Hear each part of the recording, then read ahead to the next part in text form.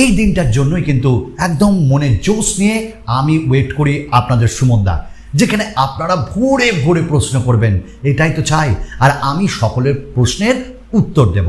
কি জোশ নিয়ে প্রশ্ন করেছেন, এত সুন্দর সুন্দর।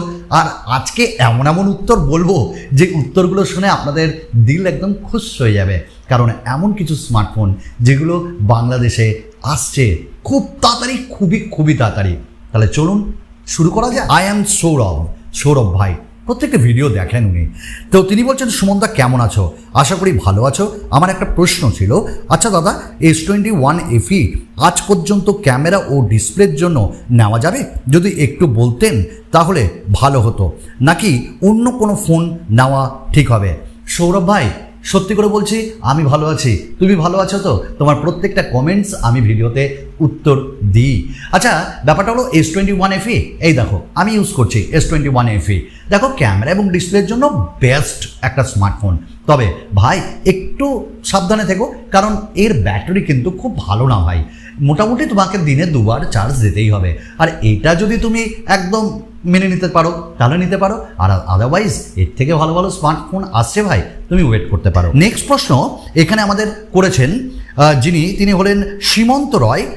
নমস্কার দাদা, স্যামসাং যদি তাদের এক্সাইনোস প্রসেসরের পারফরমেন্স স্ন্যাপড্রাগনের মতন বাড়াতে পারে, তাহলে সেও ইন্টারন্যাশনাল ওয়ারেন্টি দিতে পারবে আইফোনের মতন।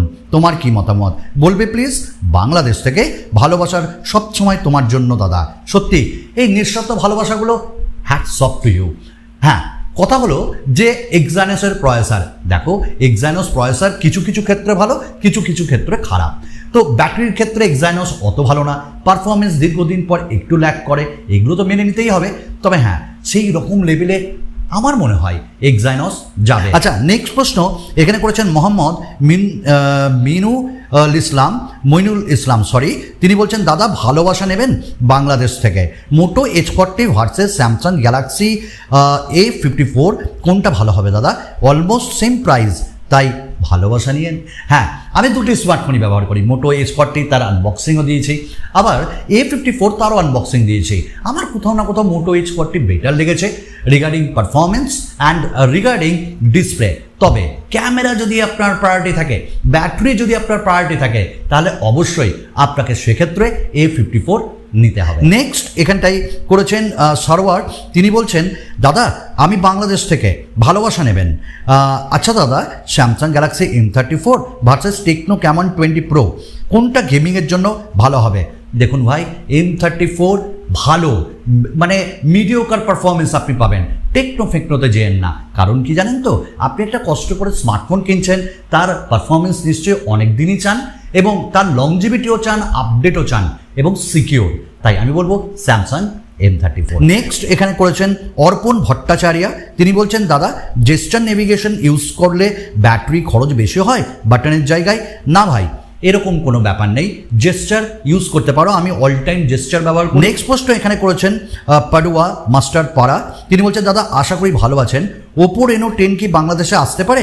যদি আসে Realme 11 Pro Plus নাকি Oppo Reno 10 ভালো হবে? দাদা প্লিজ অ্যান্সার দেবেন। দেখুন, Oppo Reno 10 অবশ্যই বাংলাদেশে যাবে, খুব তাড়াতাড়ি যাবে, দামটা একটু বেশি থাকবে, তবে আমার মনে হয় 40,000 অ্যারাউন্ড। তবে এই ক্ষেত্রে আপনি Realme 11 Pro Plusও নিতে পারেন।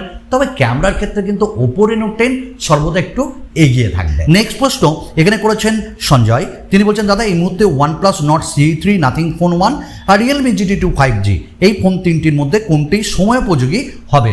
অবভিয়াসলি নাথিং ফোনের থেকে OnePlus Nord CE3 far better, কারণ একটাই, কারণ এটি 25,000-এর মধ্যে লঞ্চ হচ্ছে ইন্ডিয়াতে, মানে অফার দিয়ে, আর ওপার বাংলায় মোটামুটি 35,000-এর নিচেই পাওয়া যাবে, আমার এটা ধারণা। নেক্সট প্রশ্ন এখানে করেছেন মুস্তাকিন হাসান, তিনি বলছেন, দাদা আশা করি ভালো আছেন। আমার একটা প্রশ্ন ছিল, অনেকবার করেছি, রিপ্লাই পাচ্ছি না। দাদা বাংলাদেশের বাজেট অনুযায়ী 30,000 টাকার বাজেটে কোন ফোনটা নিলে বেটার হবে? ক্যামেরা, ডিসপ্লে, ব্যাটারি সাজেস্ট করলে খুব উপকার হবে। আমার পছন্দের তালিকায় Honor 9X9A, Realme 10 Pro Plus।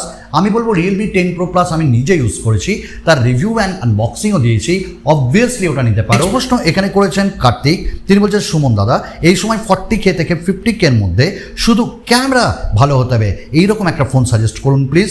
তার জন্য আমি বলবো নাথিং ফোন 1 এই দামের মধ্যে অবভিয়াসলি একটা ভালো ক্যামেরা স্মার্ট। নেক্সট প্রশ্ন এখানে করেছেন RK স্টাইল কম। তিনি বলছেন সুমন দাদা কেমন আছেন, আমি বাংলাদেশ থেকে বলছি, আমি আপনার রিভিউ না দেখে কোনো ফোন এই পর্যন্ত নিইনি। আমার একটা প্রশ্ন হলো, বর্তমান এই সময় এসে স্যামসাং নোট 20 আলট্রা নেওয়াটা কতটুকু ঠিক হবে, আর কত দিয়ে নিলে পারফেক্ট বাজেট হলে আপনি মনে করেন?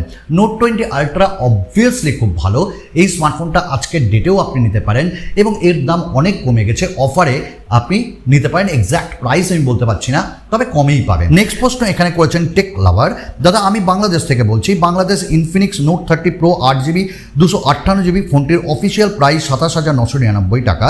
ফোনের ডিসপ্লে এবং চার্জার দুটোই আমার খুব পছন্দ হয়েছে, যদিও আমি Redmi note 11 pro plus 5G user.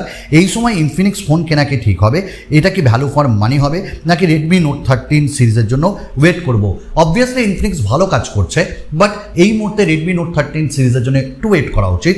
তারা হয়তো দারুণ দারুণ জিনিস দিচ্ছে এবং বারংবার কী কী দিচ্ছে তা আপনাদের সঙ্গে শেয়ার করেছি। নেক্সট প্রশ্ন এখানে করেছেন ক্যাপ্টেন ইন্ডিয়া, তিনি বলছেন এই সময়ে S21 FE ভালো হবে কি, গেম খেলি না বাট ক্যামেরা এবং ব্যাটারি ব্যাকআপ ভালো লাগবে? তাহলে তো বলবো S21 FE ব্যাটারির জন্য আপনার জন্য না, ক্যামেরার জন্য দুর্ধর্ষ, তবে ব্যাটারি আপনাকে দুবার চার্জ দিতেই হবে। নেক্সট প্রশ্ন এখানে করেছেন রাজা দে, দাদা Realme 11 pro plus versus Oppo Reno 10 কোনটার ক্যামেরা প্রসেসর ভালো হবে? অবভিয়াসলি ওপো রেনো 10 নিয়ে নেন, 30,000-এর মধ্যে আপনি পেয়ে যাবেন অফারে আর একটু কমে, যার ক্যামেরা সত্যিই ভালো। নেক্সট প্রশ্ন এখানে করেছেন অরিজিৎ সাহা, তিনি বলছেন দাদা আমি আপনার অনেক দিনের পুরনো সাবস্ক্রাইবার, দাদা বলছি যে Oppo Reno 10X zoom 8GB 256GB ভ্যারিয়েন্টটা কেমন হবে? লাভ ইউ দাদা। অবভিয়াসলি আপনি কিনতে পারেন, one of the best smartphone আমার মনে হয়। নেক্সট প্রশ্ন এখানে করেছেন এই অ্যাডস শোন, তিনি বলছেন দাদা ডিসপ্লে কার্ভ এবং প্রসেসর ভালো, কোন ফোনটা ভালো হবে? ওপো রেনো 10 5G বাংলাদেশের 40,000 টাকায় নেওয়াটা কি ঠিক হবে? দাদা আগেরবার প্রশ্ন করেছিলাম কিন্তু উত্তর পাইনি। অবভিয়াসলি কার্ভ ডিসপ্লে, ভালো ক্যামেরা, ভালো পারফরমেন্সের জন্য ওপো রেনো 10 ভালো হবে। একটু দোকানে গিয়ে দর কষাকষি করবেন, দেখবেন 2-1 হাজার টাকা অবশ্যই কম পাবেন। নেক্সট প্রশ্ন এখানে করেছেন শিশির সাহা, তিনি বলছেন দাদা আমি স্যামসাং গ্যালাক্সি S23 প্লাস সেটটা কিনতে চাচ্ছি, কিন্তু গ্রিন লাইন সমস্যার কারণে ভয় পাচ্ছি, কারণ এর আগের সিরিজগুলোতে এই সমস্যা ছিল, এখন কি করব? হ্যাঁ, এই মুহূর্তে এটাই বলতে পারি, স্যামসাংয়ের S সিরিজে এই মুহূর্তে কোনো গ্রিন লাইন ইস্যু নেই, আপনি অবশ্যই কিনতে পারেন, one of the best smartphone. Next প্রশ্ন এখানে করেছেন সাইফ আহমেদ, তিনি বলছেন দাদা স্যামসাং A54 কিনেছি, 10 দিন হলো, ব্যাটারি ব্যাকআপ কম পাচ্ছি, সিকিউরিটি আপডেট দেওয়ার পর কি ব্যাটারি ব্যাকআপ বৃদ্ধি পাবে? আগেও অনেকবার প্রশ্ন করেছি, কখনো উত্তর পাইনি, এরপর আশা করি উত্তর পাবো। দেখুন আমি A54 ব্যবহার করি, গ্রিন কালারটা বা অলিভ কালারটা, আমার তো মনে হয় কোনো ব্যাটারিতে সমস্যা আমি পাইনি। হ্যাঁ, একটু হিটিং ইস্যু আছে, তবে আপনারটাই যদি কম হয় দেখুন না ব্যাকগ্রাউন্ডে কোনো অ্যাপস ফ্যাপস চলছে কিনা। আর হ্যাঁ, আপডেট সিকিউরিটি প্যাচ আপডেটের পর অবশ্যই ব্যাটারি কিছুটা ভালো হয়ে যায়। নেক্সট প্রশ্ন এখানে করেছেন আরিয়ান, তিনি বলছেন দাদা ভালোবাসা নেবেন, 43K দিয়ে ভিভো V27 5G নেওয়াটা কি ঠিক হবে? অবশ্যই ভালো, অবশ্যই ভালো। তাছাড়াও আপনি OnePlus গ্রিন লাইন ইস্যু থাক, স্যামসাংয়ের কিছু স্মার্টফোন আপনি দেখতে পারেন। নেক্সট প্রশ্ন এখানে করেছেন তাসিফ, তিনি বলছেন দাদা OnePlus নেওয়ার ইচ্ছে, but green line problem, budget 40K, এখন কোন ফোন নিলে বেস্ট হবে? দেখুন OnePlus-এর সব ফোনে তো আর গ্রিন লাইন ইস্যু নেই, তাই আমি এই মুহূর্তে বলতে পারি নট C3-র জন্য একটু ওয়েট করুন, সস্তায় আপনাকে ভালো স্মার্টফোন দেবে। নেক্সট প্রশ্ন এখানে করেছেন ভিলেজ লাইভ, দাদা 35,000 টাকায় কোনটা বেস্ট হবে? সেই main focus camera S21 FE और S21 প্লাস ইউজড, নাকি এই দামে অন্য কোনো ফোন নেব? Love from Bangladesh. Used phone নিয়েন না ভাই, কারণ ইউজড ফোনে অনেক সমস্যা থাকে, এই এত দাম দিয়ে যখন আপনি কিনবেনই তখন দেখুন না কোনো অফিসিয়াল স্মার্টফোন পান কিনা যেটা আপনার রিকোয়ারমেন্টকে একদম ফুলফিল করছে। নেক্সট প্রশ্ন এখানে করেছেন দেবপ্রিয়, তিনি বলছেন দাদা M34 অফলাইনে কলকাতাতে কি অনলাইন প্রাইসেই পাওয়া যাবে? অনলাইন আর অফলাইন কোনটা বেটার হবে? তো অ্যান্সারটা দেবেন। আমি বলবো অফলাইনেও তুমি নিতে পারো, অফলাইনে বরঞ্চ অনলাইনের থেকে একটু দাম কষাকষি করলে 2-1 হাজার টাকা কমে পাওয়া যাবে, কারণ জানো, কারণ অফলাইনে বিক্রি বাট্টা কম, তাই তাড়াতাড়ি ছোট নিয়ে নাও। নেক্সট প্রশ্ন এখানে করেছেন রিদু, তিনি বলছেন সুমনদা বাংলাদেশে কবে আসবে স্যামসাং গ্যালাক্সি M34? দয়া করে বলবেন।